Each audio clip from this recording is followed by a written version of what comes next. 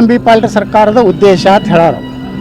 ನೀನೇ ನೋಡಿರಲ್ಲ ಅವ್ರು ಸಾಹೇಬರೆಲ್ಲ ಕೂಡಿ 10,000 ಕೋಟಿ ರೂಪಾಯಿ ಕೊಡ್ಬೇಕು ಪ್ರತಿ ವರ್ಷ. ಮತಾಂತರ ಕಾಯ್ದೆಯನ್ನು ವಾಪಸ್ ತಗೋಬೇಕು.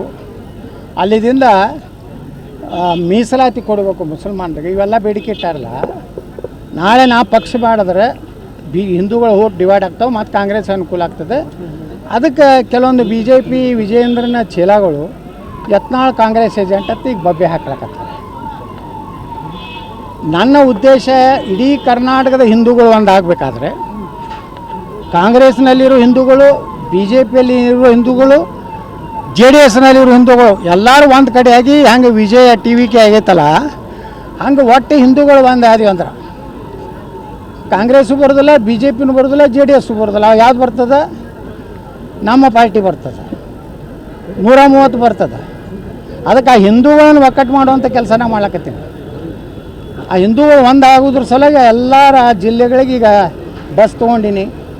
ನನ್ನ ಎಲ್ಲ ಕಾರ್ಯ ಚಟುವಟಿಕೆ ಈಗ ಏನು ನಾ ಹೇಳಿದಂಥ ಕೋಲಾರ ಜಿಲ್ಲೆಯಲ್ಲಿ ಏನು ಗಣಪತಿ ಅದ, ಆ ಗಣೇಶ ದೇವಾಲಯಕ್ಕೆ ಹೋಗಿ ನಾ ಪೂಜೆ ಸಲ್ಲಿಸಿ ಅಭಿಷೇಕ ಮಾಡಿ ಬಲಗೈದಿಂದ ಗಣಪತಿಯ ಕೈಯಲ್ಲಿರುವಂಥ ಕರಿಕೆ ಬಿದ್ದದ. ಬಲಗೈದಿಂದ ನೀ ಮಾಡಪ್ಪ ಮಗನೇ, ನಾ ಅದೇನು ಎಲ್ಲ ವಿಘ್ನಗಳನ್ನು ದೂರ ಮಾಡ್ತೀನಿ ಅಂತ ಗಣೇಶ. ಯಾವ ಗಣೇಶಪ್ಪ? ಸಿದ್ದು ಕುರುಡುಮಲೆ ಗಣೇಶ. ಅಲ್ಲಿ ಹೋಗಿ ಆಶೀರ್ವಾದ ತೊಗೊಂಡಿನಿ, ಹನುಮಂತನ ಆಶೀರ್ವಾದ ತೊಗೊಂಡಿನಿ. ಅದು ಪಕ್ಕದ ಊರದಲ್ಲಿ ಒಂದು ದೊಡ್ಡ ದೇವಸ್ಥಾನ ಇದೆ, ಅಲ್ಲಿ ವೆಂಕಟೇಶ್ವರ ದೇವಸ್ಥಾನ ಇದೆ. ಎಲ್ಲರದ್ದು ಆಶೀರ್ವಾದ ತೊಗೊಂಡು ಬಂದೀನಿ ನಾ. ಎಲ್ಲ ಫಲಪ್ರದ ಐತಿ. ಇಲ್ಲ, ಈಗ ಅಭಿಪ್ರಾಯ ತೊಗೋಬೇಕಲ್ಲ. ಎಲ್ಲ ಹಿಂದೂಗಳು ಒಂದಾಗಬೇಕು. ಬೇಡ BJP ಒಳಗಿರುವಂಥವ್ರು ಕಾಂಗ್ರೆಸ್ ಜೋಡಿ ಅಡ್ಜಸ್ಟ್ಮೆಂಟ್ ಅದಾರ.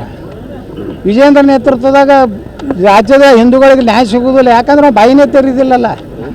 KG ಹಳ್ಳಿ, DG ಹಳ್ಳಿಯಾಗ, ಹುಬ್ಬಳ್ಳಿ ಇದಾಗ ಏನೂ ಆ್ಯಕ್ಷನೇ ಮಾಡಲಿಲ್ಲಲ್ಲ.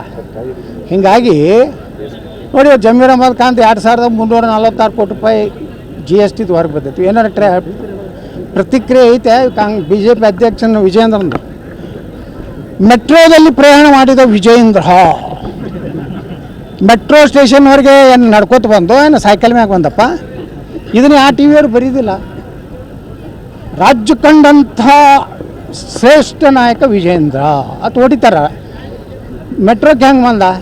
ಎಲ್ಲ ವಿಡಿಯೋ ಕಾರಣ ಎಲ್ಲಿದಿಂದ? ಮೆಟ್ರೋ ಸ್ಟೇಷನ್ನಿಂದ. ಆ ಮನೆಯಿಂದ ಬಂದಿದ್ದು ಯಾಕೆ ವಿಡಿಯೋ ಕಾರಣ ಆಗಲಿಲ್ಲ? ಮುಂದೆ ಇಳಿದ ಮ್ಯಾಗ ಟಿಕೆಟ್ ಸ್ವಂತ ತೊಗೊಂಡ. ಮೊಬೈಲ್ದಾಗ ಟಿಕೆಟ್ ಸಿಗ್ತೈತೆ ರೀ. ಇವೆಲ್ಲ ನಾಟಕ ಯಾಕೆ ಮಾಡಬೇಕು?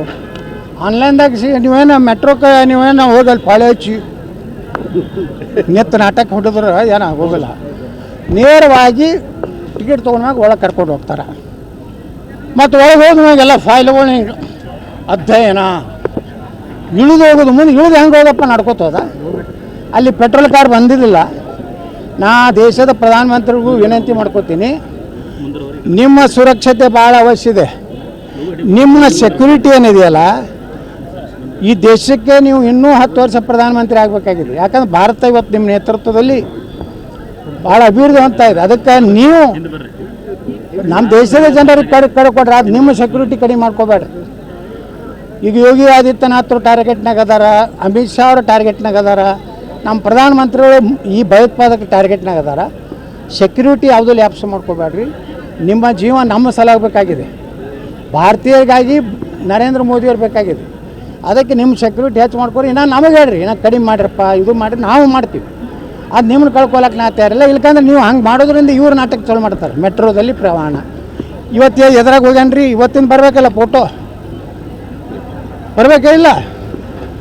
ಬರೇ ಮೆಟ್ರೋದಲ್ಲಿ ಹೋದ್ರೆ ನೀನು ಹೊಡೆದ್ರಿ. ಈ ತಳಗೆ ಕಮೆಂಟ್ಸನ್ನು ನೋಡ್ಬೇಕಲ್ಲ ನೀವು. ಅಲ್ಲಿ ಕೂತೋರು ಹೆಡ್ಗಳು, ನಿಮ್ಮ ಹೆಡ್ಗಳು ಏನು ಅದಾರಲ್ಲ, ಅವ್ರು ತಳಗೆ ನೋಡ್ಬೇಕು. ಅರೆ ವಾ, ನಾಟಕ ಕಂಪ್ನಿ ತಳಗೆ ದಿನ ಮಾಡೋ ತಿಮ್ಮಣ್ಣ ಇವತ್ತು ಯಾಕೆ ಮಾಡಿ ವಿಜಯಪ್ಪ ಅಂತ ಕೇಳ್ತಾರೆ.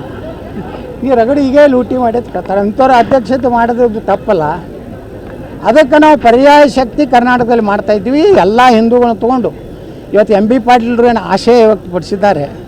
ಅವ್ರ ಆಶಯ ಅಂತ 2028ಕ್ಕೆ ನಾನು ರಾಜ್ಯಸಭೆಯಲ್ಲಿ ಮುಖ್ಯಮಂತ್ರಿ ಆಗ್ತೀನಿ.